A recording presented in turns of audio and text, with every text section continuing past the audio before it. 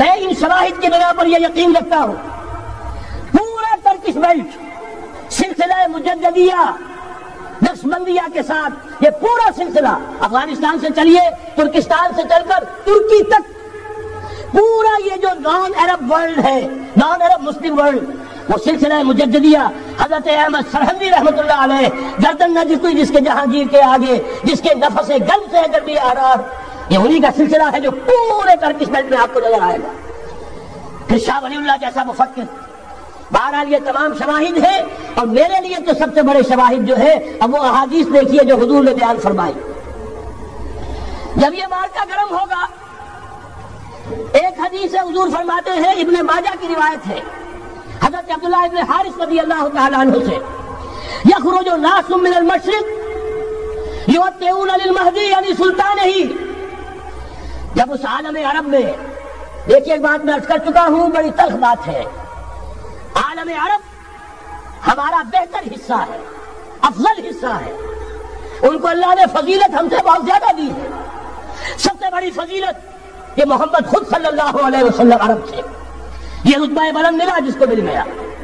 پھر مستقل فضیلت اللہ کا کلام ان کی زبان میں موجود ہے مادری زبان. لہذا اگر انہوں نے کوتاہی کی انہوں نے پیٹھ دکھائی بہت بڑے مجرم ہیں اس میں کوئی شک نہیں. اور یہی وجہ ہے یہ سارے ملاحم وہی ہونے ہیں. ایسی ایسی بھاری جنگیں حضور فرماتے ہیں اتنے لوگ ہلاک ہوں گے کہ پرندہ اڑتا چلا جائے گا اترنے کی جگہ نہیں ملے گی لاشیں ہی لاشیں ہوں یہ شکل ہونے والی ہے. اور میں تو چونکہ ایک مضمون اور کتابچے کی شکل میں بھی شائع ہو چکا ہے اس میں کہ حضور کی اس حدیث کے حوالے سے میری امت پر بھی وہ سب کچھ وارد ہوگا جو سابقہ امت پر ہوا اسی کے حوالے سے عرض کر چکا ہوں. اگر اس صدی میں ہولوکاسٹ میں 60 لاکھ یہودی مارا گیا ہے تو اسی کا دوبارہ چربا جو ہے امت مسلمہ پر بھی آنے والا ہے. لیکن اس کے بعد پھر ان کے لیے فوجیں جائیں گی مشرق سے وہاں جو امام ہوں گے جو بھی ان کو لیڈ کر رہے ہوں گے حضرت مہدی.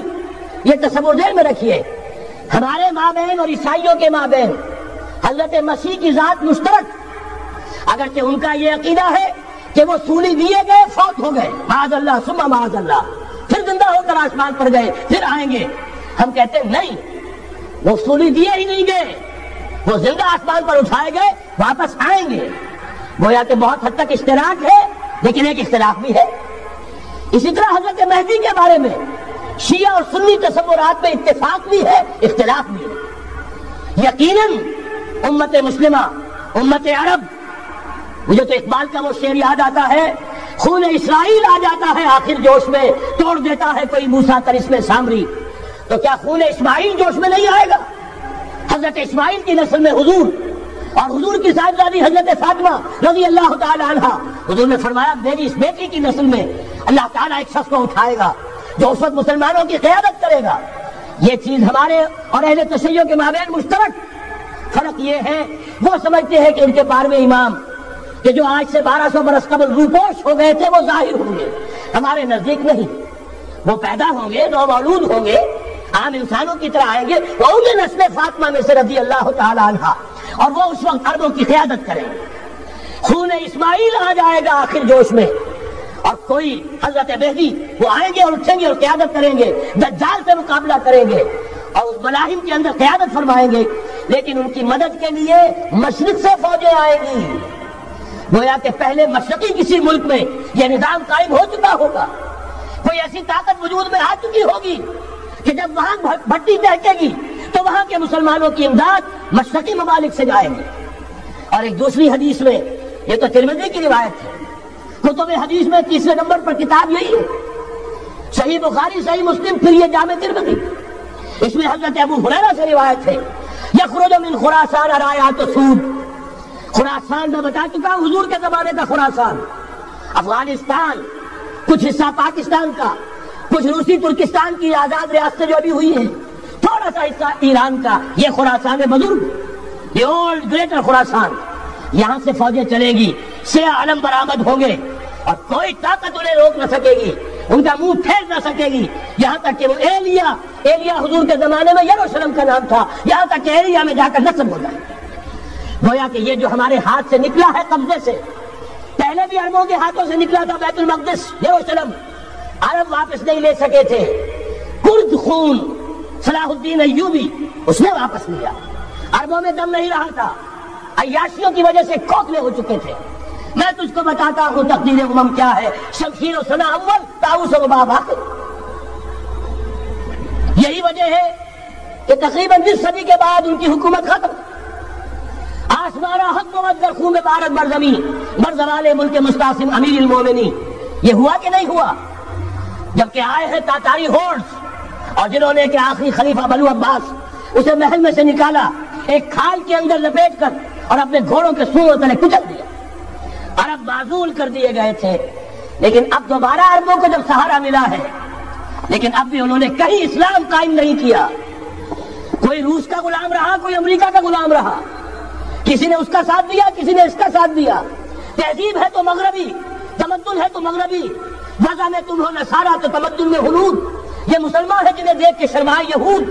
یہی معاملہ جب ان کا ہوا تو اب اللہ تعالیٰ کی طرف سے ان کے اوپر وہ عذاب کی بھٹی گرم ہونے والی ہے۔ لیکن اس کے بعد پھر یہاں سے جائیں گے وہ جو ان کی مدد کریں گے، اور یہ اہلیہ کو واپس لینے والے، یہ مشرق سے چلنے والے لشکر ہوں گے۔ یہ 2 حدیثیں ابھی سن لیجئے، اور تیسری حدیث یہ ہے، حضور نے فرمایا، یہ سنن نسائی کی روایت ہے، قال رسول اللہ صلی اللہ علیہ وسلم عصابتان من امتی احرزهم اللہ من النار، میری امت کے 2 لشکر ایسے ہوں گے جنہیں اللہ نے آگ سے نجات دے دی ہے، پہلے ہی سے ڈکلیئرڈ ہے۔ عصابۃ تغزو الہند، ایک لشکر کے جو ہند پر حملہ آور ہوگا، وعصابۃ تکون مع عیسیٰ ابن مریم علیہ السلام، اور دوسرا لشکر وہ ہے جو حضرت عیسیٰ کے ساتھ جا کر اور ان کے ساتھ مل کر یہودیوں کے خلاف جنگ کرے گا۔ میں اس حدیث کا جو مطلب سمجھتا ہوں اللہ عالم، یہ اسی علاقے میں جب انقلاب آ جائے گا، یہ علاقہ خراسان اور پاکستان، جب یہاں نظام خلافت قائم ہوگا، یہاں سے اسلام کی توسیع ہوگی، اور یہاں سے جانب مشرق ہند اور جانب مغرب یہ جو یہودیوں کا سیلاب آ رہا ہے، ان دونوں کا مقابلہ کرنے کے لیے انشاءاللہ العزیز، ورنہ یہ عصابتان جو ہے ایک حدیث میں جمع کرنے کی کوئی اور حکمت ہو نہیں سکتی، ورنہ تو ہندوستان پہ کئی لشکر آئے ہیں، لیکن یہ کہ در حقیقت اسی وقت جبکہ عالم عرب میں وہ بھٹی دہکے گی، اسی وقت یہاں انقلاب آ چکا ہوگا، ایک طرف یہاں سے مدد کے لیے لشکر جائیں گے کہ جو مسلمان عرب جو ہے ان کی مدد کریں گے، حضرت مہدی کے جھنڈے تلے لڑیں گے، حضرت مہدی کی حکومت کو مستحکم کریں گے، یؤتون للمہدی، دوسری طرف وہ ہندوستان کی طرف پیش قدمی کریں گے، اور یہیں سے جیسے اس وقت سیلاب نکلا تھا جزیرہ نما عرب سے، ایک داہنی طرف ایک بائیں طرف، ایران، افغانستان، ترکستان، ادھر مصر، لیبیا، الجزائر، مراکش، موریتانیہ، اسی طریقے سے انشاءاللہ اسی علاقے سے اس کا آغاز ہوگا اور بات آگے بڑھے گی۔ تو غرض اثر حاصل کیا ہے؟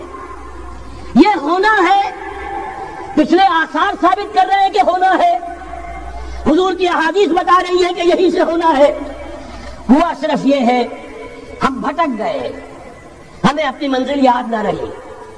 میں تو بہرحال ان لوگوں میں سے ہوں جنہوں نے نعرے لگائے تھے پاکستان کا مطلب کیا، لا الہ الا اللہ۔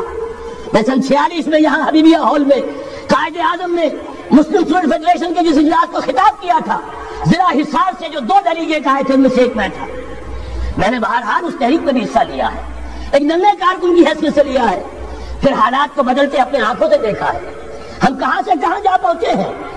ضرورت صرف اس بات کی ہے کہ آج ہمارا حال یہ ہے، ہماری قیادت، ہماری سیاست ان لوگوں کے ہاتھ میں ہے کہ وہ فریب خوردہ شاہی کے فلاح و کرکسوں میں اسے کیا خبر کہ کیا ہے، تب وہ تاب جاویدانہ، ان کی تہذیب مغربی، ان کی ذہنیت مغربی، ان کی وضاقتہ مغربی، ان کا تمدن مغربی، ان کی سوچ مغربی، ان کے سارے اطوار مغربی۔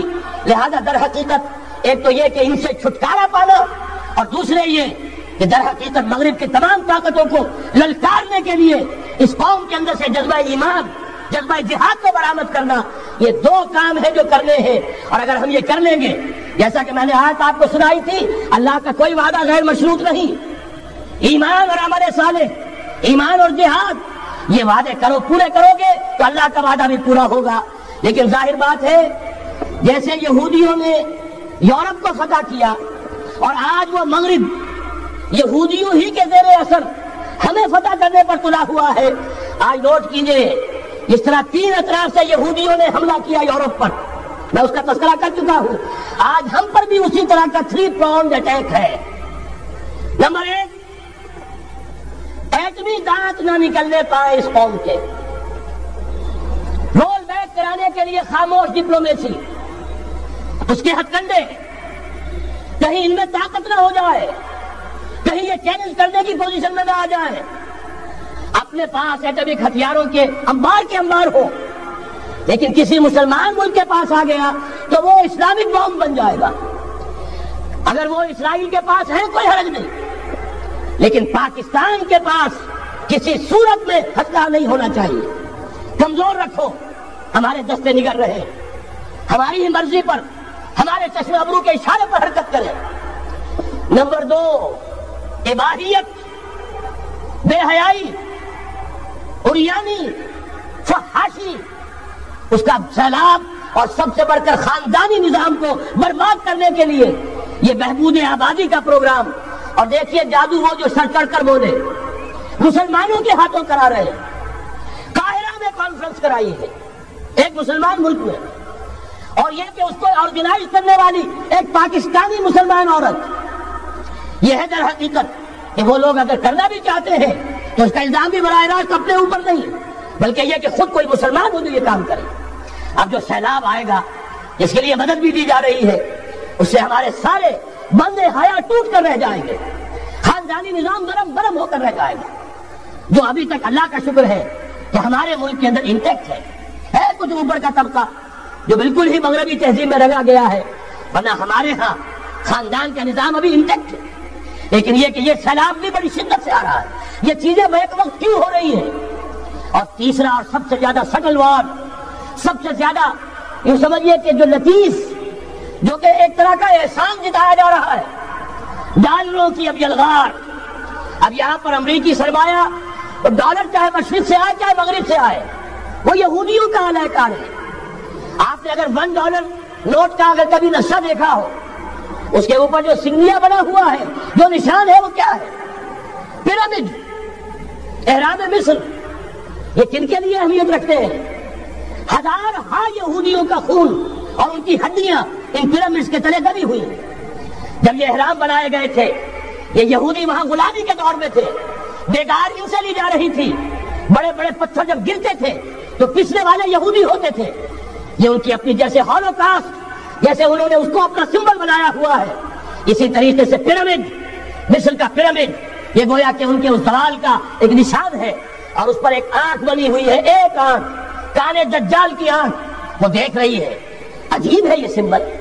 نیچے لکھا ہوا ہے نووس آرڈو سیکلورم، اور یہ در حقیقت 1776 جو نیچے لکھا ہوا ہے وہ رومن حروف کے اندر یہ 1776 ہے، جو میں بتا چکا ہوں آرڈر آف الومناٹی بشاپ نے قائم کیا تھا. عام دنیا یہ سمجھتی ہے کہ شاید یہ امریکہ کا یوم آزادی ہے، سن آزادی ہے. 1 مئی اس آرڈر آف الومناٹی کی تاسیس 1 مئی کو ہوئی ہے.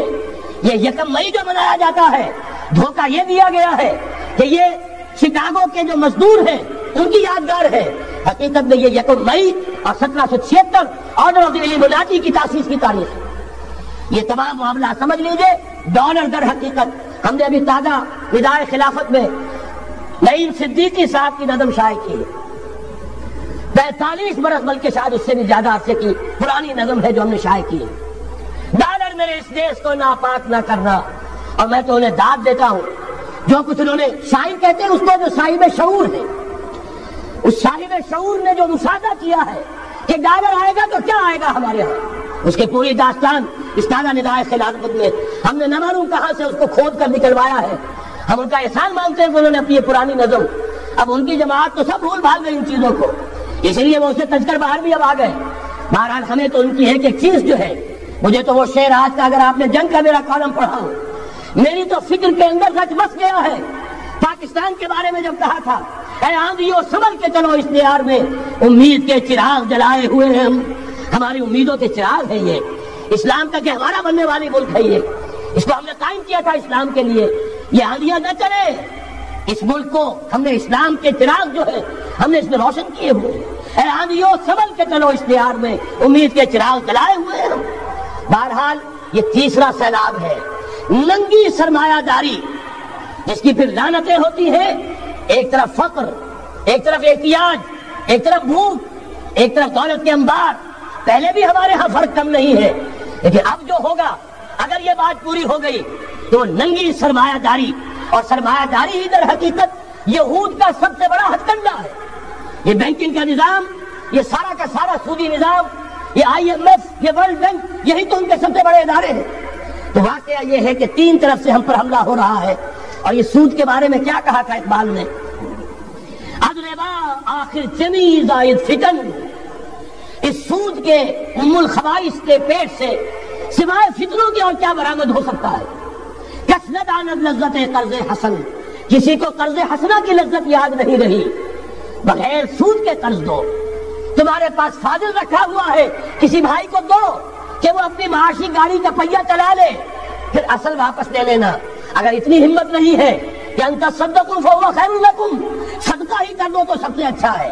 دے ہی ڈالو اپنا فاضل سرمایہ. یسألونک ماذا ينفقون قل العفو، مت رکھو اپنے پاس، یہ گندگی ہے. لیکن اگر بڑے ہی کم ہمت ہو تو کم سے کم قرض حسنہ دو، اپنی اصل رقم واپس لینا. کسند عند قرض لذت قرض حسن، اضربا جاں تیرا دل تو خشت و سنگ. اس لیے کہ سود کے ذریعے سے انسان کے اندر تاریکی پھیل جاتی ہے. دل جو ہے اینٹ کے مانند، پتھر کے مانند سخت ہو جاتا ہے، کٹھور. ثم قست قلوبکم فہی کالحجارۃ او اشد قسوۃ. آدمی درندہ بے دندان و چنگ، اور انسان بغیر اس کے کہ بھیڑیوں والے دانت ہوں اور بھیڑیوں والے پنجے ہوں، بھیڑیا بن جاتا ہے. بہرحال اب کرنے کا کام کیا ہے اس کو سمجھیے. اس پوری صورتحال کا میں نے آپ کے سامنے نقشہ پیش کر دیا. ایک طرف مغرب سے نیو ورلڈ آرڈر، جو جیو ورلڈ آرڈر ہے، اس وقت کی سپریم پاور آن ارتھ، امریکہ کی سرپرستی میں بڑی تیزی کے ساتھ حملہ آور ہے. دوسری طرف وَمَكَرُوا وَمَكَرَ اللَّهُ وَاللَّهُ خَيْرُ الْمَاكِرِينَ، اللہ کو پابندی ہے، مومن پہ بھروسہ، ابلیس کو یورپ کی مشینوں کا سہارا. اللہ تعالیٰ نے اسرائیل کا توڑ پاکستان قائم کیا. اللہ تعالیٰ نے اس کے لیے 300 برس کی تاریخ، اس کی تمہید میں مجددین امت یہاں پیدا کیے. یہاں قرارداد مقاصد پاس کرا دی 20ویں صدی عیسوی کے وسط میں، کہ اکبر نام لیتا ہے خدا کا اس زمانے میں. بینک انٹرسٹ کو ربا، سود حرام قرار دیا. یہ سارے شواہد ہیں. اب ضرورت صرف ایک بات کی ہے، ایک زبردست عوامی تحریک اٹھے. یہ عوامی تحریک کیسی ہو؟ نمبر 1، فرقہ واریت سے بلند ہو. یہ فرقہ واریت جو اس وقت بہت بڑا فتنہ بن گیا، جس کی کشیدگی بڑھتی چلی جا رہی ہے، اس کے اندر اگر ہم قوم کی حیثیت سے اگر ملوث ہوتے چلے گئے، آخری تباہی آ جائے. فرقہ واریت سے بلند، سیاسی کشمکش سے بلند. یہ سیاسی کشاکش، یہ حزب اختلاف، حزب اقتدار، اس سے بلند، اس سے کوئی بحث نہیں، کوئی دلچسپی نہیں. علاقائیت یا لسانی قومیت، اپنے دنیاوی حقوق کی فکر مت کرو، بلکہ آخرت کی فکر کرو، اور یہاں اس کی اصل منزل خلافت کے نظام کی فکر کرو. ان تمام چیزوں کو پورا کرتے ہوئے یہاں پہ نظام خلافت قائم کیا جائے، یہ ہے واحد علاج. اور اسی کے لیے للکارنے کے لیے، اسی کے لیے دعوت دینے کے لیے ہم نے تحریک خلافت پاکستان کا آغاز کیا. تنظیم اسلامی نے اپنے لیے ہدف معین کیا ہے نظام خلافت علی منہاج النبوہ کا قیام، پہلے پاکستان میں اور پھر کل عرصی پر. اب میں چند منٹوں میں آپ کو بتاؤں گا کہ وہ نظام ہے کیا. دیکھیے، اس موضوع پر میں پاکستان کے تقریباً تمام بڑے شہروں میں اکثر جگہ 3 دن 2 گھنٹے کی تقریر کر چکا ہوں. سیاسی نظام کیا ہے، معاشی نظام کیا ہے، سماجی نظام کیا ہے. خلافت اب قائم ہوگی جو بہرحال 1400 برس قبل کی خلافت اور آج کی خلافت، وقت کے دریا میں بہت سا پانی گزر گیا ہے. اصول وہی کے ہوں گے، فنڈامنٹل وہی کے ہوں گے، تفصیلی خاکہ بنے گا اس زمانے کے تقاضوں کے مطابق. تو میرے وہ تقریریں ویڈیو کی شکل میں، آڈیو کی شکل میں، اردو میں، انگریزی میں، شکاگو میں 20 گھنٹے کا پروگرام پچھلے سال ریکارڈ کرا کے آیا. اللہ کا فضل ہے کہ وہ پھیل رہا ہے معاملہ. اب مغرب میں اذان خلافت بلند ہو رہی ہے، اس کا تذکرہ میں بعد میں کروں گا. بہرحال وہ تو تفصیلی بات ہے یہاں میں چند منٹوں میں صرف الجبرا کے اصولوں کی طرح چند باتیں بتا رہا ہوں. جو بھی آپ کا آج نظام ہے 3 شرطیں پوری کر دیجئے وہ خلافت بن جائے گا سیاسی اور دستوری اعتبار سے. نمبر 1 حاکمیت اللہ کی، اور اللہ کا شکر ہے یہ ہم کر چکے ہیں. اللہ جزائے خیر دے جنہوں نے محنت کی تھی، اللہ جزائے خیر دے جنہوں نے وہ تحریک اٹھائی تھی مطالبہ دستور اسلامی، اور پھر جنہوں نے مدد کی تھی اللہ تعالیٰ انہیں جزائے خیر دے. بہرحال وہ ہمارے دستور کا حصہ ہے. حاکمیت اللہ کی. البتہ اگلا قدم ہم آج تک نہیں اٹھا سکے. اس حاکمیت کا ظہور کیسے ہوگا؟ آپ کے دستور میں یہ طے کر دیا جائے کتاب و سنت ہر شے سے بالا تر ہے، دستور سے بھی بالا، عدالتی قوانین سے بالا، پارلیمنٹ سے بالا، سینٹ سے بالا، صدر سے بالا، سپریم کورٹ سے بالا، ہائی کورٹ سے بالا، ہر شے سے بالا کتاب و سنت. جب تک یہ نہیں ہوتا قرارداد مقاصد کی حیثیت ایسی ہے کہ جیسے آپ سینما ہال کے اوپر آگے جو ہے قرآن مجید کا کوئی کتبہ لگا دے، اس کے سوا کچھ نہیں. یہ بھی غنیمت ہے کہ قرارداد مقاصد پاس ہوئی. اصل شرط یہ ہے کتاب و سنت کی ٹوٹل بالادستی. اور یہ بڑی کڑوی گولی ہے. عوامی تحریک جب تک نہیں چلے گی، لوگ جب تک اپنی خون کی ندیاں نہیں بہا دیں گے، یہ کڑوی گولی حلق سے اترنے والی نہیں. یہ IJI کی حکومت میں نہیں اتری. اسلام کے نام پر اقتدار میں آئے، اسلام کے نام پر ISI نے IJI بنوائی، اسلام کے نام پر انہیں ووٹ ملے، 2/3 کی اکثریت ملی. اس کے باوجود شریعت کی بالادستی کا ایکٹ، شریعت کی بالادستی کی دستور کے اندر ترمیم پاس نہیں کرائی. معلوم ہوا اوپر زبردست کا ٹھینگا ہے. امریکہ کے سب پرستار ہیں، سب ڈرتے ہیں، سب کے لیے سب کو نظر آتا ہے بالآخر جو ہے اسی کے پاس جانا ہوگا، چاہے وہ نواز شریف ہو اور چاہے وہ بے نظیر ہو. ایک کھلم کھلا ہے، اور اب تو میں کہتا ہوں نواز شریف بھی کھلم کھلا ہے. آج کے اس دور میں انہوں نے اسلام کا نام کبھی نہیں لیا. اس سے تو بالکل تائب.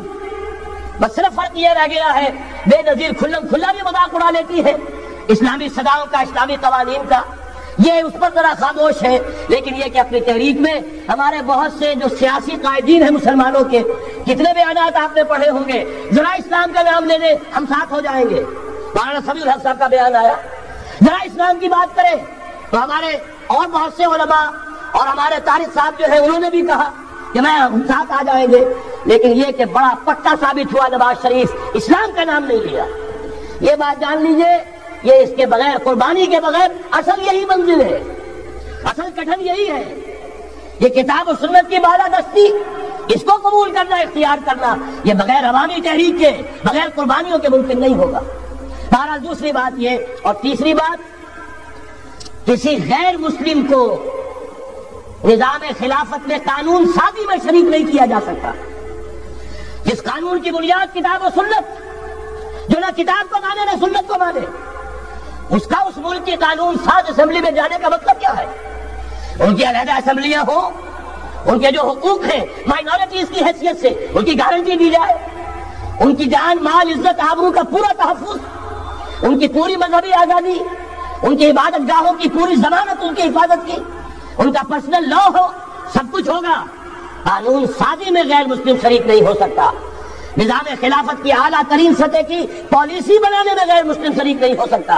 یہ معاملات ہمیں، یہ کڑوی گولیاں ہیں، لیکن صرف 3 گولیاں ختم کر لیجئے، یہ نظام خلافت کا نظام بن جائے گا. البتہ چوتھی بات اور عرض کر دوں، جو کہتا ہوں بہتر ہے کہ اس پارلیمانی نظام کی لعنت جو انگریزوں کی وراثت کے طور پر ہمیں ملی ہے، اسے چھوڑ کر صدارتی نظام اختیار کیا جائے.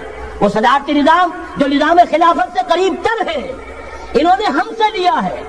اقبال نے کہا ہے، ہر کو جا بینی جہاں رنگ و بو، جہاں کے از خاکش برو یا دارزو، یا ضرور مصطفیٰ غرا بہاش، یا حلوز اندر تلاش مصطفیٰ. اگر کوئی اچھائی ان کے پاس ہے وہ نور مصطفیٰ سے مانگی ہوئی ہے. یہ خلافت کے نظام کا چڑھوا ہے. ایک شخص کو منتخب کرو، اب اسے اختیار دو، اس کے ہاتھ کھلے رکھو، اسے کام کرنے دو. ہاں امپیچمنٹ کا نظام ہو، غلط ہو تو اسے سیدھا کرنے کا نظام ہو. اس کے لیے آپ امپیچمنٹ کا نظام آج کے جو امریکہ کی حکومت ہے اس میں بھی ہے. اور کیسا ہے کہ ذرا سا اندیشہ ہوا تھا اور نکسن صاحب جو بھاگ کھڑے ہوئے تھے. تو میرے نزدیک صدارتی نظام اور چھوٹے صوبے، یہ بڑے بڑے صوبوں کی ضرورت نہیں ہے، چھوٹے صوبے ہوں، لوگوں کو سہولتیں ہوں، ہر علاقے کے لوگوں کو معلوم ہو کہ ہمارے معاملات ہمارے اپنے ہاتھ میں ہیں، ان کے اندر کوئی احساس جو ہے محرومی کا پیدا نہ ہونے پائے. اس لیے کہ وہی چیز ہے جو سیاہی گھول دیتی ہے. کون سیاہی گھول رہا ہے وقت کے بہتے دریا میں؟ یہ ساری سیاہیاں جو سندھ میں گھل رہی ہیں، بلوچستان میں گھل رہی ہیں، سرائیکی کے علاقے میں گھل رہی ہیں، ان سب کا علاج ہے چھوٹے صوبے بناؤ. لیکن یہ چیزیں خلافت کی شرائط میں سے نہیں ہے. بہتر بات ہے، دنیاوی اعتبار سے بہتر بات ہے، انتظامی اعتبار سے بہتر بات ہے. باقی اصل شرائط 3: اللہ کی حاکمیت کا اقرار جو قرارداد مقاصد میں بالفعل ہے، کتاب و سنت کی ٹوٹل بالادستی، سپریم کورٹ پر اختیار دیجیے. وہاں جا کر کوئی بھی شہری پاکستان کا کوئی بھی عالم دین اگر ثابت کر دے فلاں قانون، فلاں ہدایت، فلاں انسٹرکشن، فلاں کوئی حکم جو دیا گیا ہے کتاب و سنت کے منافی ہے، فوراً کل عدم ہوگا.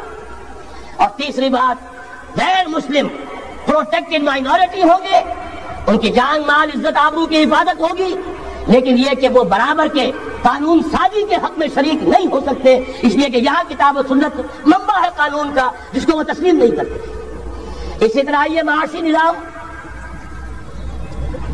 موجودہ سرمایہ دارانہ نظام، بہت بڑی لعنت، بہت بڑی لعنت، بہت بڑی لعنت. لیکن جیسے آپ کو معلوم ہے، آج ہی ابو جہل کہہ دے لا الہ الا اللہ محمد رسول اللہ، مسلمان بن جاتا. کلمہ تو ایک ہی تھا نا. ابو طالب کے پاس جب وفد گیا تھا سرسائے قریش کا، اور انہوں نے کہا تھا کہ اپنے بھتیجے کو روک لو ورنہ اب ہم جو تمہاری بھی رعایت اب نہیں کریں گے، میدان جنگ میں آ جاؤ. ابو طالب نے کہا تھا میرا بھتیجا تم سے کیا مانگ رہا؟ ایک کلمہ، ایک کلمہ لا الہ الا اللہ، اور تو اس کا کوئی مطالبہ نہیں. انہوں نے کہا، ابو سفیان اس وقت تک کیونکہ ابھی کفر میں تھے، شرک میں تھے، انہوں نے کہا وہ ایک کلمہ جو وہ مانگ رہا ہے وہ ہمارے سارے معبودوں کی نفی کر دیتا ہے. وہی تو سب سے بڑی مصیبت ہے. تو میں آپ کو بتا رہا ہوں 3 چیزیں اس سرمایہ دارانہ نظام میں سے نکال دیجیے، یہ اسلامی نظام بن جائے گا. تفصیل میں جانے کا موقع نہیں ہے، میں فارمولہ دے رہا ہوں. تفصیل میں نے عرض کیا، میرے کیسٹس ہیں، کتابیں ہیں، وہ خطبات خلافت اب کتابی شکل میں بھی آ جائیں گے. انگریزی میں ویڈیو کیسٹ ہے، اردو میں ہے، بڑے بڑے شہروں میں خطبات دے چکا ہوں، مواد موجود ہے. لیکن اس پر فارمولہ بتا رہا ہوں، 3 چیزیں نکال دیجیے. نمبر 1، سود نکال دیجیے. اس میں بھی اللہ کے فضل و کرم سے پیش رفت ہمارے ہاں ہوئی. فیڈرل شریعت کورٹ نے فتویٰ دیا اور اتنا زبردست ججمنٹ لکھا ہے، پوری دنیا کے لیے رہنمائی کا ذریعہ بن جائے گا. یہی وجہ ہے کہ مجھے معلوم ہوا ہے موجودہ حکومت نے اس کی اشاعت روک دی ہے. باہر کے ممالک سے ڈیمانڈ. میں جب انگلستان میں تھا ابھی 2 مہینے قبل، وہاں کچھ لوگوں کے سامنے تذکرہ کیا. انہوں نے کہا ہمیں منگا کے دیجیے، بنگلہ دیش کے مسلمان تھے، ہمیں منگا کے دیجیے. میں نے یہاں لکھا، معلوم ہوا کہ نہیں، وہ مل ہی نہیں رہا، بلکہ کہہ دیا گیا اسے مت چھاپو. اس کی اشاعت بن گئی، اس لیے کہ وہ کلمہ خیر کہیں پھیل نہ جائے. یہودی کا اگر علاج ہے، جیسے آپ نے سنا تھا بچپن میں کہانیاں، دیو کی جان ایک طوطے کی گردن میں ہے، طوطے کی گردن مروڑ دو گے دیو مر جائے گا. یہودی کی جان سود میں ہے. یہ سارا ہتھکنڈا اس کا جو ہے، جو ورلڈ ڈومینیشن یہودی چاہ رہا ہے، وہ مالیاتی نوعیت کی ہے. وہ اپنی حکومت قائم نہیں کرنا چاہتا.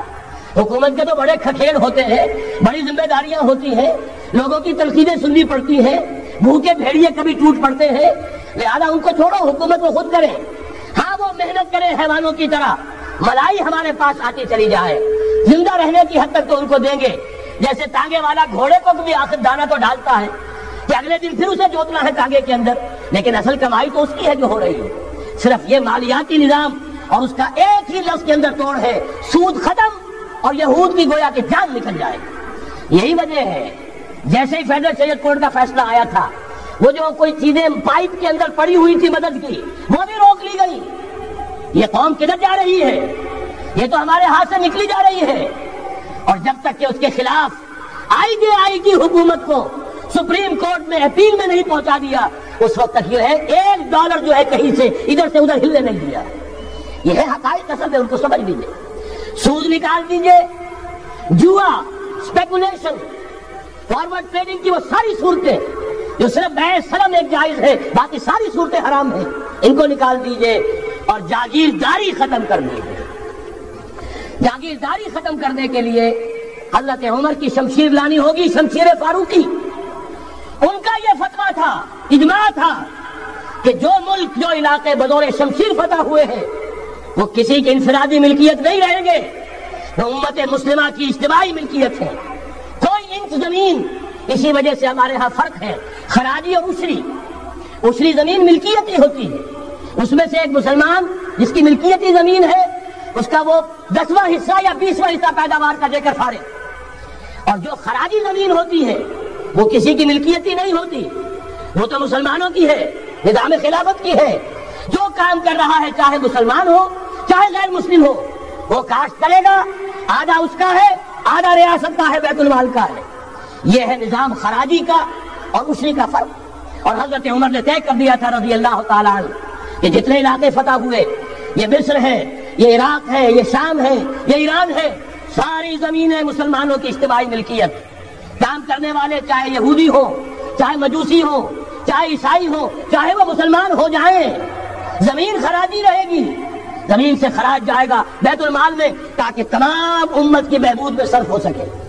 3 کام کر دیجئے، باقی ساری market forces, free economy, personal incentive, personal ownership, ساری چیزیں، سارے اصول جس کی وجہ سے کہ سرمایہ داری کو فتح حاصل ہوئی ہے کمیونزم کے اوپر، وہ سارے اصول اسلام کے اندر موجود ہیں۔ لیکن سود نکال دو، جوا نکال دو، جاگیرداری نکال دو، اب آؤ اوپن کمپٹیشن، سرمایہ کاری کرو۔ ابھی آپ نے نظم پڑھی، سرمایہ داری کو ختم کرنا ہے، سرمایہ کاری کو فروغ دینا ہے، یہ ہے اسلام کا نظام معیشت۔ البتہ اس میں چوتھی چیز، کفالت عامہ کے لیے زکوٰۃ کا نظام مکمل قائم کرو۔ ہر شہری کی بنیادی ضروریات کی پوری ذمہ داری اور کفالت نظام خلافت لیتا ہے۔ یہاں پھر میں مجبور ہوں کیا کروں، لیکن جب چھڑ گیا قیامت کا بات پہنچی تیری جوانی تک، خلافت کا تذکرہ ہو اور حضرت عمر کا ذکر نہ آئے، ناممکن۔ خلافت کا نظام، جیسے آپ کہتے ہیں کہ گلاب کا پھول پورا کھلا ہوا ہے، للی ان بلوم، خلافت کا نظام پورا کھلا ہوا حضرت عمر کے دور میں نظر آتا ہے۔ اسی وقت کہا تھا حضرت عمر نے رضی اللہ تعالیٰ عنہ کہ اگر دجلہ و فرات کے کنارے کوئی کتا بھی بھوکا مر گیا تو قیامت کے دن عمر ذمہ دار ہوگا۔ اور جانور تک کا معاملہ ہے، مجوسی کو دیکھ لیا تھا، بوڑھے کو ایک کہ جو بھیک مانگ رہا تھا، وہاں کے عامل اور گورنر سے ایکسپلینیشن کال کی، یہ بھیک کیوں مانگ رہا ہے؟ جب یہ جوان تھا، کام کر سکتا تھا تو اس سے جزیہ لے رہے تھے، اب یہ بوڑھا ہو گیا ہے، کما نہیں سکتا، تم نے اسے بھکاری بنا دیا ہے، اس کا وظیفہ مقرر کرو۔ ظاہر بات ہے غیر مسلم ٹیکس دیں گے، مسلمان زکوٰۃ دیں گے، مسلمانوں کے لیے زکوٰۃ سے کفالت عامہ ہوگی، غیر مسلموں کے ٹیکسوں کے ذریعے سے۔ وہی نظام جو آج یورپ میں ہے، اسکینڈینیوین کنٹریز میں ہے، برطانیہ میں ہے، ان امپلائمنٹ الاؤنس ہے، یا یہ کہ اور ویلفیئر کا نظام ہے، لیکن اسلام کا مکمل ترین ویلفیئر نظام زکوٰۃ کے تحت ہے، اور اس میں گارنٹی ہے ہر شہری کی بنیادی ضروریات انڈر ریٹن، ان کی ذمہ داری ریاست کی ذمہ داری۔ حضرت عمر ہی کا زمانہ تھا کہ لوگ اپنی زکوٰۃ لے کر پھرتے تھے، لینے والا کوئی نہیں ہوتا تھا۔ اس کا بھی میں مسئلہ آپ کو سمجھا دینا چاہتا ہوں۔ میں نے تو عرض کیا تھا، میں تو مدرس ہوں، عوامی مقرر نہیں ہوں، میں تو چاہتا ہوں عقیدے سمجھ کر اور ان کا علم آپ کا جو ہے حاصل کر کے اٹھیں، لوگوں کو پھر پہنچائیں۔ یہ کیسے ہو گیا جبکہ زکوٰۃ جو ہے وہ تو اسلامی ریاست کے نظام خلافت میں حکومت لیتی ہے؟ پھر کیسے ہو گیا کہ لوگ اپنی زکوٰۃ لے کر پھر رہے، لینے والا کوئی نہیں؟ اس کو بھی جان لیجئے، جیسے زمین کی 2 قسمیں میں نے بیان کی، خراجی اور عشری، ایسے ہی زکوٰۃ کے قابل جو مال ہے اس کی بھی 2 قسمیں ہیں۔ اموال باطنہ، گھروں میں رکھی ہوئی کوئی نقدی ہے، کوئی زیور ہے، کوئی اور ایسی چیزیں ہیں، یہ اموال باطنہ کہلاتی ہے۔ اس کی زکوٰۃ جبراً حکومت نہیں لے گی۔ اگر اس کی زکوٰۃ جبراً حکومت لے تو گھروں کی تلاشیاں لینی پڑیں گی، جا کے تکیے پھاڑ پھاڑ کے دیکھنے پڑیں گے کہ کہیں کچھ رکھا ہوا تو نہیں ہے۔ یہ معاملہ مسلمانوں کی ان کی اپنی نیت پر، ایمان پر، اللہ کے ساتھ ان کے خلوص و اخلاص پر چھوڑ دیا۔ ہاں اموال ظاہرہ، دکان میں 5 لاکھ کا مال پڑا ہے، 2.5% دے دو۔ گودام میں 10 لاکھ کا مال پڑا ہے، 2.5% دے دو۔ تمہارا کارخانہ ہے بہت بڑا، اس کی زمین معاف، بلڈنگ معاف، مشینری معاف، ٹولز معاف، لیکن جو سرمایہ چل رہا ہے چاہے وہ خام مال پڑا ہے چاہے فنشڈ، ٹوٹل کی مالیت کے اوپر 2.5% دے دو. یہ ہے زکوٰۃ جس کو بدنام کیا ضیاء الحق صاحب نے. صرف سود جو ہے، سود والا جو صرف بینکوں کے اندر ڈپازٹ ہے اس سے 2.5% لے کر اسے زکوٰۃ قرار دے دیا. حالانکہ وہ تو کچھ زکوٰۃ نہ ہوئی، سود کا کمیشن ہوا، اس کے سوا کچھ بھی نہیں. زکوٰۃ تو یہ ہے کہ ہر دکاندار، اور مجھے یقین ہے مسلمان دے گا، آپ اسے انکم ٹیکس جیسے لعنتی ٹیکس سے نجات دیجئے جس نے اسے جھوٹ بولنے پر مجبور کیا ہوا ہے. یہ لعنتی ٹیکس ہے در حقیقت کہ جس نے ہر شخص کو جھوٹا بننے پر مجبور کر دیا ہے. ان کو ختم کرے. زکوٰۃ تو مسلمان اپنے ایمان کے تقاضے پر دے گا، اور وہ دے گا اور خوشی سے دے گا. لہٰذا یہ پورا نظام جو ہے اس کو اختیار کیا جائے زکوٰۃ کے، تو پوری ویلفیئر اسٹیٹ، دنیا کے بلند ترین معیارات کی ویلفیئر اسٹیٹ قائم ہو جائے. جو حضرت عمر نے کہا تھا کہ کوئی کتا بھی بھوکا اور پیاسا نہ رہے. اب آئیے تیسرا معاملہ سماجی. یہاں بھی 3 ہی باتیں کہوں گا. ترقی ہے، تعلیم ہے، ان میں کوئی رکاوٹ نہیں. خواتین کام کریں، کوئی رکاوٹ نہیں. کیا چیز نکالنی ہے؟ بے حیائی، بے حجابی، عریانی نکال دو. ستر و حجاب انفورس کرو. سیگریگیشن، عورتوں کے اسکول علیحدہ، مردوں کے علیحدہ، عورتوں کے کالج علیحدہ، مردوں کے علیحدہ، عورتوں کی یونیورسٹی علیحدہ، مردوں کی علیحدہ، عورتوں کے اسپتال علیحدہ، مردوں کے اسپتال علیحدہ. کسی درجے میں تو ہمارے ہاں ہے. اس کو آگے بڑھاؤ، یونیورسٹی بناؤ. اسی طریقے سے ہسپتال میں، مردوں کے ہسپتال میں عورتوں کو نرس رکھنا کیوں لازم ہے؟ کیا مرد نرسنگ نہیں کر سکتے؟ کیا فوج کی جو فارورڈ یونٹس ہوتے ہیں میڈیکل، کیا ان میں عورتیں جاتی ہیں نرسوں کی حیثیت سے؟ جہاں اصل ضرورت ہوتی ہے، کسی کا بازو اڑ گیا ہے، کسی کی ٹانگ اڑ گئی ہے، کسی کا پیٹ چاک ہو گیا ہے، آتے باہر ہے، بڑی ٹینڈر نرسنگ کی ضرورت ہے، وہاں تو عورت نہیں جاتی، وہاں تو میل نرسز ہے. تو مردانہ اسپتالوں میں مردوں کو نرس رکھو، زنانہ اسپتالوں میں عورتوں کو نرس رکھو. عورتیں مریض ہوں، عورتیں ڈاکٹر ہوں، عورتیں جو ہے نرسنگ کریں.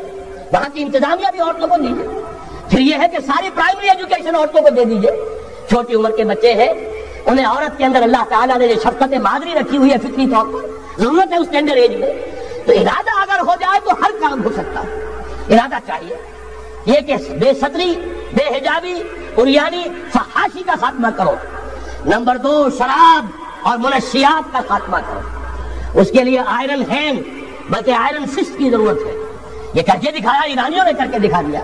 ہم سے کہیں زیادہ گرے پڑے تھے، ہم سے کہیں زیادہ یہ خرابیاں ان کے معاشرے میں موجود تھیں. کر کے دکھایا کہ نہیں کر کے دکھایا؟ یہ ہو رہا ہے. لہذا یہ کہ یہ کام کیا جائے، اور زنا اور قذف کے جو اصل اللہ تعالیٰ کی طرف سے، اللہ کے رسول کی طرف سے جو سزائیں ہیں اور حدود اور تعزیرات ہیں ان کو نافذ کیا جائے. یہ 3 چیزیں کر دیجئے، یہی معاشرہ ہوگا. کوئی یہ نہیں کہتا کہ صحراؤں میں جا کر آباد ہو، کوئی آپ سے یہ نہیں کہتا کہ جائیے دوبارہ اونٹوں پہ سفر شروع کیجئے. جو ترقی ہوئی ہے، اللہ تعالیٰ نے علم دیا ہے انسان کو، اللہ تعالیٰ نے ٹیکنالوجی عطا فرمائی انسان کو، اور رحمان کا دیا ہوا علم ہے. علم آدم الاسماء کلھا، یہ اسی علم اسماء کا ظہور ہے پوری دنیا کے اندر. اسے خیر کا، برکت کا ذریعہ بناؤ. میں نے 3 باتیں بتائی آپ کو. نمبر 1، اللہ کی حاکمیت، کتاب و سنت کی ٹوٹل بالادستی. نمبر 3، اور غیر مسلموں کو قانون سازی میں شریک نہیں کیا جاتا. وہ پروٹیکٹڈ مائنورٹی، ان کی جان مال عزت و آبرو کی حفاظت کا ذمہ ہے، مذہبی آزادی کا ذمہ ہے، لیکن وہ ہماری قانون سازی میں، اعلیٰ ترین سطح کی پالیسی سازی میں شریک نہیں ہو سکتے. نمبر 2، یہی سارا نظام، یہی سرمایہ کارانہ نظام، سرمایہ دارانہ نظام کو 3 چیزیں نکال دیں گے، وہ سرمایہ دارانہ نہیں رہے گا، سرمایہ کارانہ ہو جائے گا. یہ سرمایہ کارانہ نظام، سود نکال دو، جوا نکال دو، جاگیرداری ختم کر دو، یہی رحمت ہو جائے گی. اللہ کی ربوبیت عامہ، ربوبیت کاملہ کے آپ کو منظر نظر آئیں گے. جاگیرداری کا خاتمہ کر دیجئے. اسی طریقے سے بے حجابی، فحاشی، عریانی. نمبر 2، شراب اور منشیات. نمبر 3، جو اصل جو حدود ہیں شریعت کے، ان کو نافذ کیجئے تاکہ معاشرہ اسلامی معاشرہ بنے. اب آخری بات ہے میری، اور اسی کے ضمن میں کچھ مطالبے ہیں جو آج ہمیں کرنے ہیں حکومت سے. پہلی بات یہ کہ یہ خلافت کیسے آئے گی. اس موضوع پر بھی میں عرض کر رہا ہوں کہ میں کم سے کم 15 سال سے مسلسل تقریریں کر رہا ہوں. اتنی موٹی کتاب اردو میں منہج انقلاب نبوی موجود ہے. اس کے موضوع پر انگریزی میں کیسٹ، اردو میں cassette, video cassette, audio cassette, میری طرف سے مواد پورا موجود ہے. پہلا مرحلہ کیا ہے؟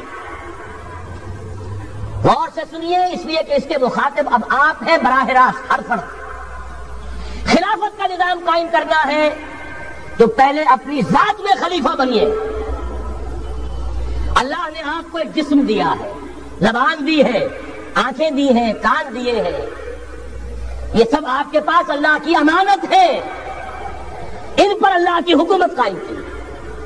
اپنے وجود پر اپنے گھر میں خلافت قائم کیجئے، آپ خلیفہ بن جائیں، آپ نظام اللہ کا نافذ کریں اپنے ذات پر، اپنے وجود پر، اپنے گھر میں، اور ساتھ ہی انفرادی سطح پر طے کر لیجئے سورہ حدید کی آیت نمبر 7، آمنوا باللہ ورسولہ وانفقوا مما جعلکم مستخلفین فیہ، جس چیز میں اللہ نے تمہیں خلافت عطا کی ہے، دولت دی ہے، مال دیا ہے، جائیداد دی ہے، اولاد دی ہے، ذہانت دی ہے، فطانت دی ہے، خطابت دی ہے، جو دیا ہے لگا دو، کھپا دو، خرچ کر دو اللہ کے دین کے لیے۔ یہ ہے پہلی خلافت۔ اپنے وجود پر اللہ کی حکومت قائم کرو، اپنے گھر میں اللہ کی حکومت قائم کرو، اپنی معاشرت اسلامی بناؤ، اپنے معاش کو اسلامی بناؤ، اور جو کچھ اللہ نے دیا ہے، جسم و جان کی توانائیاں ہوں، صلاحیتیں ہوں، قوتیں ہوں، مال ہو، اولاد ہو، لگا دو، کھپا دو، صرف کر دو اللہ تعالیٰ کے دین کے غلبے کے لیے۔ یہ ہے انفرادی خلافت۔ جان لیجئے جب تک افراد اس خلافت کا حق ادا نہیں کریں گے، اجتماعی خلافت کبھی نہیں آئے۔ آرزویں کرتے رہیے، لیس بامانیکم ولا امانی اہل الکتاب، نہ تمہاری خواہشوں سے کچھ ہوگا نہ اہل کتاب کی خواہشوں سے ہوگا۔ انہوں نے بھی کیا ہے تو بڑے پاپڑ بیل کر کیا ہے جو کچھ کیا ہے، اور تمہیں بھی کرنا ہوگا تو بڑی طاقت صرف کر کے اور محنت کر کے قربانیاں دے کر کرنا ہوگا۔ یہ محض دعاؤں سے بھی نہیں ہو سکتا، دعائیں منہ پر دے ماری جاتی ہیں۔ جو کچھ کر سکتے ہو کر گزرو، پھر دعا مانگو، دعا قبول ہوگی۔ اگر یہ نہیں ہے تو دعا منہ پر دے ماری جائے۔ لہذا اگر کام کرنا ہے، تیسری بات، محض دعوت و تبلیغ اور نصیحت اور وعظ سے نہیں ہوگا۔ اگر محض دعوت اور تبلیغ اور تعلیم اور تربیت اور وعظ اور نصیحت سے ہو جاتا تو حضور صلی اللہ علیہ وسلم مسلمان تو کجا کسی کافر کے خون کا ایک قطرہ زمین پر نہ گرنے دیتے۔ آپ سے زیادہ رؤوف اور رحیم کون ہوگا؟ لیکن آپ نے بھی ہاتھ میں تلوار لی ہے۔ وانزلنا الحدید، ہم نے لوہا اتارا ہے، فیہ باس شدید، اس میں جنگ کی صلاحیت ہے، ومنافع للناس، لوگوں کے لیے اور فائدے بھی ہیں، توا پر ہاتھ پھکنی چمٹا بھی بنا لیتے ہو، لیکن اصل میں یہ ہے جنگ کے اسلحہ کے لیے، اور یہ تمہیں اس لیے دیا گیا۔ وَلِيَعْلَمَ اللَّهُ مَن يَنصُرُهُ وَرُسُلَهُ بِالْغَيْبِ، کون ہے جو اس ہتھیار کو ہاتھ میں لے کر کھڑے ہوں اور اللہ اور اس کے رسولوں کی مدد کرے۔ اللہ اور رسول کی مدد سے مراد کیا؟ اس کا نظام خلافت کا ہے۔ تو محض دعوت و تبلیغ سے نہیں ہوگا، اور انتخابات سے تو بالکل نہیں ہوگا۔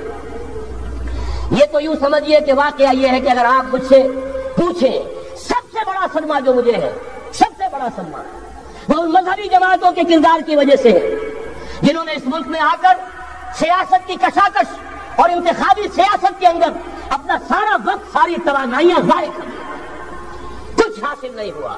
گھٹی میں ایسا پڑ گیا ہے، کچھ چسکے ایسے لگ گئے ہیں، کچھ وی آئی پی ٹریٹمنٹ، میں نے بھی 2 مہینے مزہ چکھا اس لیے جانتا ہوں۔ اللہ تعالیٰ جو ہے اس طرح کے تجربات کرا دیتا ہے، ورنہ کیسے اندازہ ہو؟ وی آئی پی علیحدہ اتر رہے ہیں، آپ کے لیے گاڑی آپ کے بالکل دروازے پر کھڑی ہوئی ہے، سیڑھی سے اترے آپ جہاز کے اور گاڑی موجود ہے، یہ ساری وی آئی پی ٹریٹمنٹ مل رہا ہے، اور یہ کوریڈورز آف پاور میں گھومنا پھرنا، ان جاگیرداروں کے ساتھ بیٹھنا، ان کے سے ولیمے کرنا، ان کے سے ٹھاپ، ظاہر بات ہے ان کے ولیموں میں جائیں گے تو انہیں بھی بلائیں گے، ویسے ہی کرنے پڑیں گے، پھر لاکھوں کروڑوں آپ بھی خرچ کریں گے۔ یہ ساری لعنتیں جو آئی ہیں مذہبی جماعتوں کے اندر، یہ صرف اس انتخابی سیاست کی وجہ سے۔ میں بڑے صدمے سے عرض کر رہا ہوں، واقعہ یہ ہے میرے نزدیک اس ملک میں اسلام کے نہ آنے کا پہلا مجرم مسلم لیگ نہیں ہے، پہلی مجرم وہ جماعتیں ہیں جنہوں نے اپنا سارا وقت انتخابی سیاست میں اور اقتدار کی کشاکش میں صرف کر دیا ہے۔ مسلم لیگ کا بہت بڑا احسان، قائد اعظم کا بہت بڑا احسان، انہوں نے آپ کو ملک لے دیا، اس سے زیادہ کا نہ ان کا دعویٰ تھا نہ ان سے توقع ہو سکتی تھی۔ پیر جماعت علی شاہ نے یہ کہا تھا، میں ان کے قول کا بہت بڑا قائل ہوں، ان کی ذہانت اور فطانت تھا۔ جب ان سے کہا گیا ہے رحمت اللہ علیہ کہ آپ اتنے بڑے، آپ مقتدا ہیں، مرشد ہیں، اتنی بڑی روحانی شخصیت ہے، ایک داڑھی مدے کے ہاتھ پر بیٹھ کر لی آپ نے، یہ اشارہ تھا قائد اعظم کی طرف۔ حضرت پیر جماعت علی شاہ رحمۃ اللہ علیہ نے فرمایا بھائی میں نے اس کے ہاتھ پر بیعت نہیں کی، میرا تو مقدمہ ہے ایک قومی مقدمہ ہے ہندو قوم کے ساتھ، اور مجھے اس مقدمے کے لیے ایسا وکیل چاہیے جس میں دو وصف موجود ہو، مہارت پوری ہو، قانون کو جانتا ہو، ماہر ہو، اور دوسرا یہ کہ بکنے والا نہ ہو۔ میں نے اپنے قومی مقدمے کے لیے وکیل کیا ہے محمد علی جناح، ظاہر بات ہے 100% بات صحیح، اور ان کے اس کردار کو دشمنوں نے مانا، نہرو نے، گاندھی نے، ان کے بڑے بڑے دشمنوں نے مانا۔ یہ سب جو کہتا ہے یہ means what he says، یہ جو کہتا ہے وہی اس کے دل میں ہوتا ہے، اس کے ہاں کوئی ہیر پھیر نہیں ہے۔ بہرحال انہوں نے ملک لے دیا، یہ بہت بڑا احسان۔ آگے کام تھا رجال دین کا، رجال دین یا تو لگے رہے صرف اپنے مدرسوں میں اور خانقاہوں میں، تبدیلی کا احساس ہی نہیں ہوا کہ کتنا بڑا انقلاب آ گیا ہے، اب ہم انگریزی دور میں نہیں ہے، اب یہ ایک مسلمانوں کی حکومت بن گئی ہے، اب تو توانائی ہونی چاہیے اس کو اسلامی بنانے کے لیے۔ اور جو جماعتیں چلی گئی انتخابات میں، واقعہ یہ ہے کہ سب سے گھناؤنا کردار اور اس ملک میں اسلام کے آنے میں جو بھی رکاوٹ رہی ہے، سب سے بڑا فیصلہ کل رکاوٹ کا معاملہ ان مذہبی جماعتوں کا کردار۔ اس سے ہٹ کر کیا کرنا ہے میں نے عرض کیا پہلے، اور یہ میں آپ سے کہہ رہا ہوں، خدا کے لیے سوچئے، آج کی رات جا کر سوچئے، خلیفہ بننا ہے اپنی ذات میں، اپنے وجود پر خلافت قائم کیجئے، اپنے گھر میں خلافت قائم کیجئے، توبہ کیجئے اللہ کی جناب میں، یا ایھا الذین آمنوا توبوا الی اللہ توبۃ نصوحا، بڑے خلوص کے ساتھ توبہ کیجئے، اپنی معاشرت کو، معیشت کو درست کیجئے، اور یہ کہ اپنا تن من دھن، ان صلاتی و نسکی و محیای و مماتی للہ رب العالمین، اس کا فیصلہ کیجئے۔ یہ پہلا مرحلہ ہے بڑا کڑوا، بڑا بھاری، لیکن یہ بھی میں آپ سے عرض کر دوں، جو ارادہ کر لے اس کے لیے بہت آسان، اللہ تعالیٰ کی مدد آتی ہے۔ تم کرو ہمت، توفیق ہم دیں گے، تم کرو فیصلہ، تحصیل ہماری طرف سے ہوگی، آسانی ہماری طرف سے ہوگی، فَسَنُيَسِّرُهُ لِلْيُسْرَىٰ، آسانی کے لیے آسان کرتے چلے جائیں گے۔ جو پہاڑ نظر آتے ہیں شروع میں، معلوم ہوتا پہاڑ نہیں ریت کے ٹیلے تھے، ہمارے قدموں تلے بکھر کر رہ گئے ہیں، کر کے دیکھیے، ارادہ کیجئے، عزم کیجئے، طے کیجئے، ان صلاتی و نسکی و محیای و مماتی للہ رب العالمین، اور میرے پاس جو کچھ ہے وہ میرے خدا کا ہے، مجھے اسی کے لیے صرف اپنی زندگی کا تار برقرار رکھنے کے لیے جو ناگزیر ضرورت ہے وہ پوری کرو، آخر لگا دو، کھپا دو، آمنوا باللہ ورسولہ وانفقوا مما جعلکم مستخلفین فیہ، جس چیز میں خلافت دی ہے خرچ کر دو۔ دوسرا مرحلہ یہ خلفاء، ابھی انصاری صاحب نے وہ آیت آپ کو سنائی تھی، ثم جعلناکم خلائف، خلائف جمع ہے خلیفہ کی، ہر مسلمان خلیفہ ہے، یہ سمجھ لیجیے اچھی طرح۔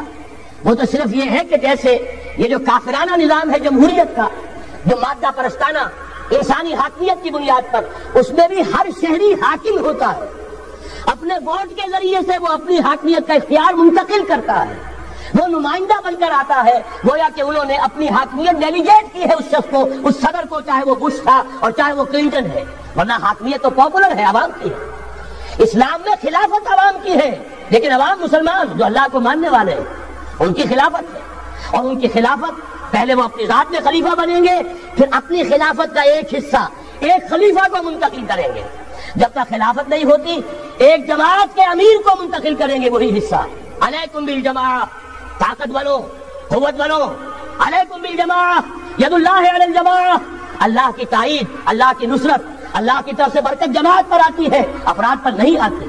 جمع ہو جاؤ۔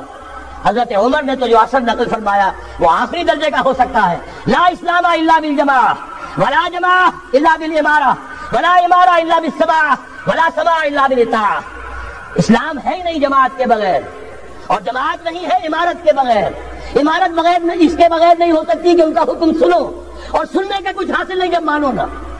اسی لیے فرمایا آمرکم بخمس، مسلمانوں میں تمہیں 5 باتوں کا حکم دے رہا ہوں، اللہ امرنی بہن، اللہ نے مجھے ان کا حکم دیا ہے، بالجماعت والسمع والطاعت والہجرت والجہاد فی سبیل اللہ۔ تفصیل میں جانے کا موقع نہیں۔ دوسرا مرحلہ جماعت، ہم نے اسی اصول پر تنظیم بنائی، ہم نے اسی لیے اس کی بیعت کا نظام قائم کیا، نحن الذین بایعوا محمدا علی الجہاد ما بقینا ابدا۔ صحابہ کہتے ہیں بایعنا رسول اللہ صلی اللہ علیہ وسلم علی السمع والطاعت فی العسر والیسر والمنشط والمکرہ وعلی حسرۃ علینا وعلی لا ننازع الامر اہلہ وعلی ان نقول بالحق اینما کنا لا نخاف فی اللہ لومۃ لائم۔ پھر صدمے کی بات کہہ رہا ہوں، کوئی مذہبی جماعت سوائے تنظیم اسلامی کے نہیں ہے جس نے اس مسنون طریقے تنظیم کو اختیار کیا ہو۔ اللہ کا شکر ادا کرتے ہوئے کہہ رہا ہوں، تحدیثاً للنامہ کہہ رہا ہوں، اس بیعت کی سنت کو تازہ کیا ہم نے، جماعت بنائی ہم نے۔ ہمارے ہاں بیعت رہ گئی تھی صرف پیری مریدی کی بیعت، صرف اصلاح نفس کی بیعت۔ اصل بیعت وہ در حقیقت جو مسنون بیعت ہے وہ بیعت جہاد ہے، وہ بیعت جماعت ہے، تاکہ اللہ کے دین کو قائم کرنے کے لیے، خلافت کو برپا کرنے کے لیے اجتماعی جدوجہد کی جا سکے۔ اس کے بعد یہ جماعت کیا کرے گی؟ وَلْتَكُن مِّنكُمْ أُمَّةٌ يَدْعُونَ إِلَى الْخَيْرِ وَيَأْمُرُونَ بِالْمَعْرُوفِ وَيَنْهَوْنَ عَنِ الْمُنكَرِ۔ انتخابات نہیں لڑے گی، کسی کو کندھا دے کر اوپر نہیں پہنچائے گی، پھر اس کی ٹانگ گھسیٹ کر نیچے نہیں گرائے گی۔ یہ دھندے نہیں کرنے، یہ کھیل نہیں کرنے، ادھر جانا ہی نہیں۔ یہ تو ایک ہی تھیلی کے چٹے بٹے، یہ ایک ہی نظام، دونوں امریکہ کے یکساں غلام، دونوں جو ہے اسی سیکولرزم کا دودھ پی کر، سود کا دودھ پی کر کوئی جوا ہوا ہے، اور کوئی جاگیرداری کی گھٹیاں اس کی گھٹی میں پڑی ہوئی ہے، یہ اس کی پیداوار ہے۔ ان میں سے کسی کے ساتھ کوئی خیر نہیں ہے، لیکن یہ ہے کہ الیکشن تو جب بھی کراؤ گے وہی آئیں گے۔ لاکھ آپ تیسری قوت بننے کی امید میں ایئر مارشل اصغر صاحب بوڑھے ہو گئے، دور ازکار ہوئے، از عمر رفتہ ہوئے۔ اب قاضی حسین احمد صاحب تیسری قوت بننے کی فکر میں آئے تھے، کبھی وہ طاہر القادری صاحب تیسری قوت بننے کی فکر میں آئے تھے۔ جب تک یہاں جاگیردارانہ نظام ہے کون سی تیسری قوت آ سکتی ہے؟ مت ماری گئی ہے، عقلیں جو ہے بیچ کھائی ہے، کیا ہوا ہے؟ تبھی تو آخر ہوش آنا چاہیے۔ یہ وہی آئیں گے، ایک لگاری نہیں دوسرا لگاری، ایک مداری نہیں دوسرا مداری، یہ تو وہی آئیں گے، انہی کا کھیل ہے۔ ایک بہت بڑا تمندار سر جمال خان لغاری، اس کا پوتا آج ہے آپ کا صدر۔ ایک اور بہت بڑا تمندار، دونوں سر تھے، سر شاہ نواز بھٹو، اس کی پوتی وزیر اعظم۔ یہ تو ان کا جو ہے میوزیکل چیئرز کا گیم ہے۔ تم نے خامخواہ جا کر اپنے آپ کے اپنی عزت کا بھی ڈھیلا کرایا، اپنی جو ہے وہ اوقات ضائع کیے ہیں۔ اس کی بجائے کرنا کیا ہے؟ نہیں علی المنکر، بدی سے روکو۔ جب تک طاقت نہیں ہے کافی، طاقت فراہم کرتے رہو، جمع کرو۔ اعدوا لهم ما استطعتم، اپنی نفری بڑھاؤ، تربیت بڑھاؤ، ایثار اور قربانی کا مادہ بڑھاؤ، نظم کی پابندی کا جذبہ بڑھاؤ، بڑھاتے رہو بڑھاتے رہو۔ بانشہ درویشی در ساد و دما دمزن چو پختہ شوی خدرا بر سلطنت جمزن۔